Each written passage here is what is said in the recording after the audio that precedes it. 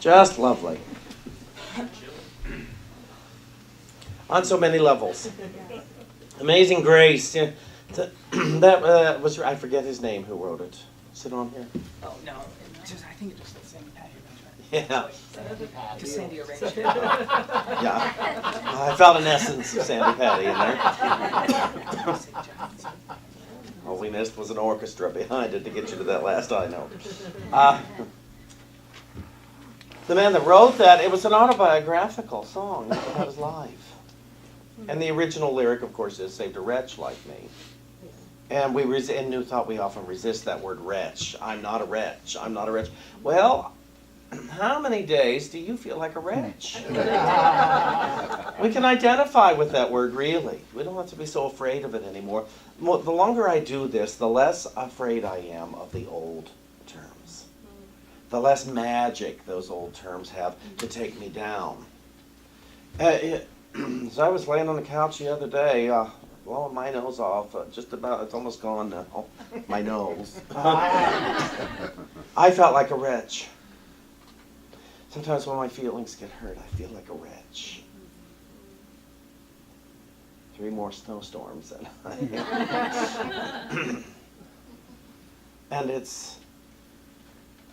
but amazing grace. Amazing. I looked up the word amazing because today's talk is called "We Are Amazing Beings." Amazing beings.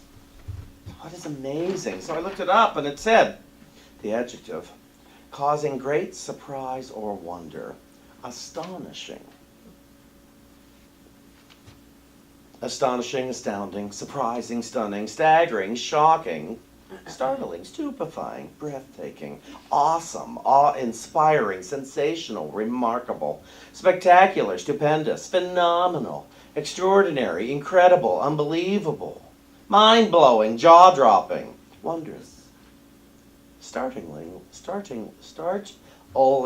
impressive. She makes the most amazing cakes. That's on here. That's in the definition, she makes the most amazing cakes.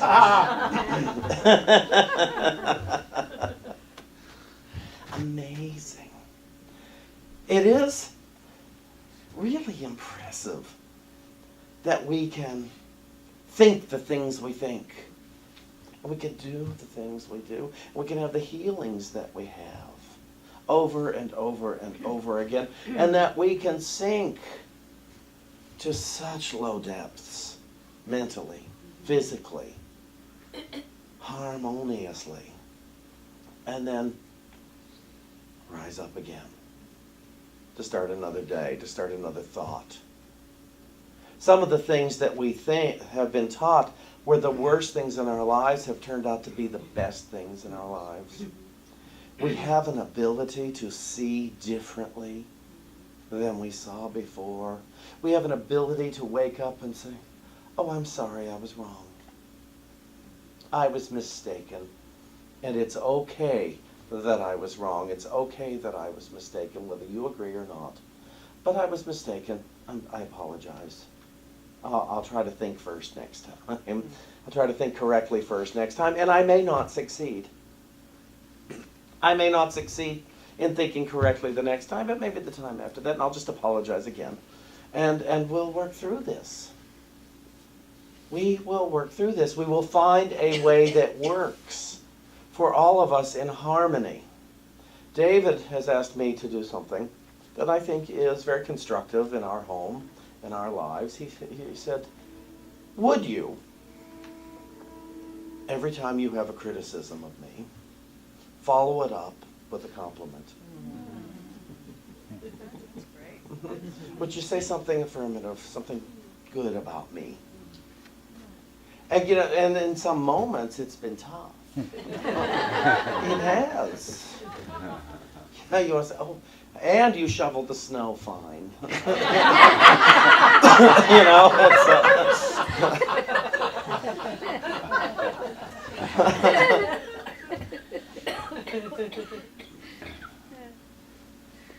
but it can be, "And I love you. And you are lovable, and you are worthy of the kingdom, and you got a great haircut, and you know, you're a pain in the, and you are good." We are so amazing that we don't have to be committed to what we don't like. We don't have to commit for very long to what we do not like. And we do not have to commit to being all alone and doing it on our own. We are so amazing. We are so astonishing. We don't have to commit to anything less than the kingdom. We can spend a short time entertaining those thoughts, but we don't have to commit to them any longer. We know better. We know. And we also have become aware that when we make those other statements that pronounce ourselves or another as less than the beloved child of God, we know this can't be true. This just cannot be true. So while we may make a statement, you are a pain in the, but it doesn't make you less than good. I just don't want to hang out with you today. That's okay. And we could change our mind like that and say, oh my gosh, I was wrong. I do want to hang out with you today. I want to see you correctly. I have judged you because I was afraid. I've judged myself because I was afraid. I've judged money because I was afraid. I've judged the floor because I was afraid. I've judged the ceiling because I was afraid. I've judged the weather because I was afraid. A wretch like me was afraid. When I'm in panic, when I'm in fear mode, I'm a wretch. I'm still a beloved child of God, but in my experience, I'm a wretch. I guess wretch doesn't have the stigma it used to have. If I'm still a beloved child of God, what is a wretch except forgetting that I'm a beloved child of God? I'm in hell when I forget that I am good. I'm in hell when I forget you're good. And I can't forget you're good unless I have forgotten that I am good. And if I keep trying to get you to be different, I'm in hell. If I keep thinking you're not good until you do whatever my list. And once you do all those things, I've got another list. And once that's done, I've still got a few more things in order for you to be different. And let me tell you, in case you were not sure of why you or I would want someone to be different, it's so that I don't have to change. It's so that I can maintain my fear. If you would just make all my world safe, you see, then I don't have to change my fears. I don't have to turn my will and my life over to the care of God. If I'm taking your inventory, I'm not taking mine. And so I don't have to see what I'm most afraid of about myself and offer it over to the highest. The highest. I can change my past by thinking different thoughts about it, by thinking true thoughts about it. I could change my past as recently as 5 minutes ago, as recently as a week ago, as many years ago as I've been walking the earth, in this consciousness, in this body. I can change my whole past just by having a different thought about it. Now, when I went into 12-step healing, believe me, I had very different thoughts about it 21 years ago than I have today. Very different thoughts. And with each day that passed, I had different thoughts. I remember at 19 days, I went to a meeting, and I heard somebody say they had 58 days, and I thought, I will never make it. I didn't think I'd drink. I thought my head would explode by 58 days, or my body will implode, and I will drop dead of fear, of panic, of not knowing how to be in this body. It's just too hard to be in this body. There have been a couple of days, David and I both have had that in the past couple of weeks with the colds we've been experiencing. It's like, I cannot live in this body one more minute feeling like the way I'm feeling. And of course we have. We've lived in this body, these bodies several more minutes. And I had to keep reminding him the other day, because I'm ahead of him on the cold range, and I said, it will pass, David. You need about 2 more days from where you are right now. It will pass. And I know that information helped. Because when you're in the thick of it, it feels like it's never going to pass. When you have this amount of money and you can't see where more income is going to come into your life, you think, this is never going to pass. But you see, we're such amazing beings. Such amazing beings that we have this wonderful tool, and it's called this. And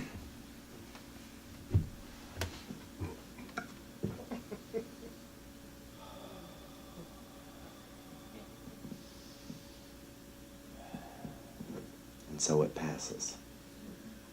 It's that simple.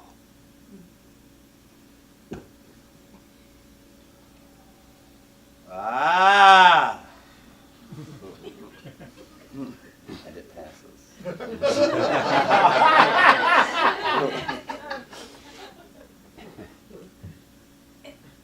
It's kind of that simple.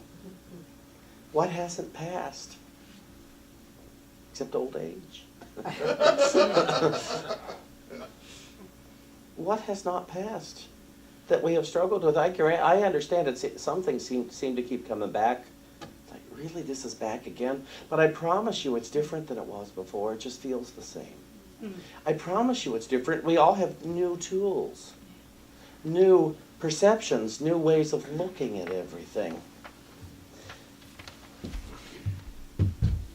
We are amazing beings because we are beloved children of God, and we have a source and a supply that is invisible, and it is available to us at any time, and it is available by way of a thought that says it's available to me.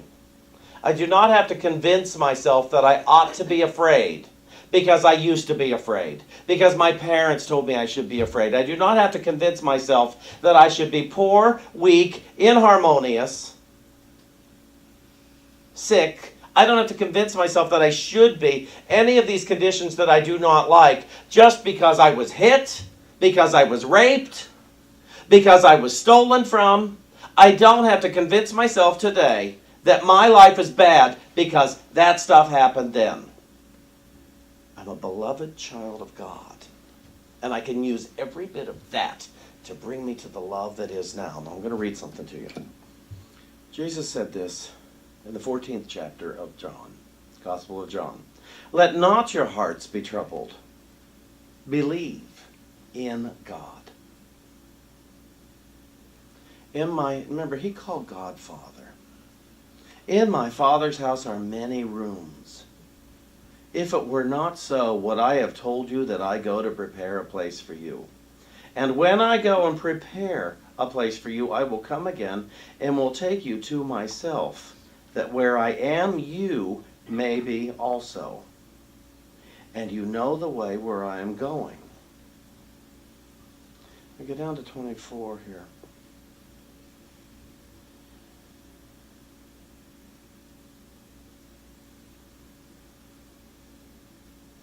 Oh no, there it is. Actually up in 10. Do you not believe that I am in the Father and the Father in me? The words that I say to you, I do not speak on my own authority, but the Father who dwells in me does his works. Believe me that I am in the Father and the Father in me, or else believe me for the sake of the works themselves. What Jesus is explaining to us all is he has done what we call miracles. He's done amazing things. The source of those amazing things is God. And the reason that he could do them is because he believed they were possible. We have done so many amazing things, and yet another struggle comes up and we think, oh, I can't do it for this though. I know it happened before. Lots of good stuff happened, but not this. This is impossible. I can't get over this. I don't see my way through this. Okay, believe anyway. Believe in the invisible. Believe that there is an invisible presence that resides in your mind, resides in your heart, resides in your body. And that is what is activating you into your next accomplishment. For some reason I don't, oh, there it is, it's right in the next part. Truly, truly, I say to you, he who believes in me will also do the works that I do, and greater works than these will he do, because I go to the Father. No, we're not talking about Jesus dying and going to God somewhere. What we're saying is, Father is just another word for source. Father is just another word for the creative force within me. Father is another word for love that is within me. Father is another word for law, principle. I go to principle and the works get done. Imagine if you thought of it that way. I go to truth and the works get done. I go to wisdom and the works get done. And those of you who believe, not in me, but as I believe, the works will get done. It's not that I have to believe in Jesus. It's that I have to believe in what Jesus accomplished that I too could accomplish. He's not special. Jesus is not at all special. He just didn't want to live like he lived. He came from Nazareth. And if you recall one passage in the Bible where somebody said he's from Nazareth and somebody says, really? Could anything good come from Nazareth? Imagine the stigma he had coming from where he came from. And so he created a mental source that worked for him. He called it Abba, which means daddy. Because Father, especially in the Jewish faith, is the leader. The Father is the one you look up to. So he created it that way. If you don't like your father, you may not want to use the word father. But if you like the word love, if you like the word wisdom, if you like the word principle, if you like the word love, if you like the word light. Here. John chapter 14, from the Holy Spirit's interpretation. Know that you seek love, for you do know this. Lay down the will that leads you to seek not for what you want. Trust in God, which is to trust the guidance of one's will. Do not fear that which you want, for fear only serves to keep you from you. Do you hear that? Fear only serves to keep you from you. Fear only serves to keep you from you. Fear only serves to keep you from you. You're welcome. In case. Since you are what you seek. My Father's house has many rooms means we are all one. Come with me to the house that is our home. It is the realization of our oneness through the acceptance of our one combined will. One will is one will without an element of separateness. I am within my Father, and my Father is within me means there is no difference between us, and no part of us that is not the same. I am the way and the truth and the life means all reality is within me, and I am in all reality. What I am, you are also. I am within the Father, and the Father is within me. I am within you, and you are within me. You are within the Father, and the Father is within you. There is no difference among us. We are complete and the same. Reality is within us, and we are in reality. Within you there is a voice that speaks of truth. This voice is the Comforter because it speaks of what you are. You are comforted by this voice because you recognize the truth that it speaks, and you desire to know that truth again. This is the call of your heart, to know itself within its reality, and to let go of what is not, that it may know only that which it is. Any belief in separateness is a denial of the truth, but a denial of the truth does not change the truth of which you are, which is we are amazing beings. We are not amazing doings. We are amazing beings. But because we are amazing beings, we are going to do amazing things. Because we are amazing beings, we have done amazing things. We have done what seems to be impossible over and over and over again. We have manifested out of nothing. We have loved in the midst of hatred and chaos. We have found harmony where there seemed to be an unending war. We have found health where there seemed to be death. We are amazing beings. And I promise we shall continue to do amazing things. That's what it is.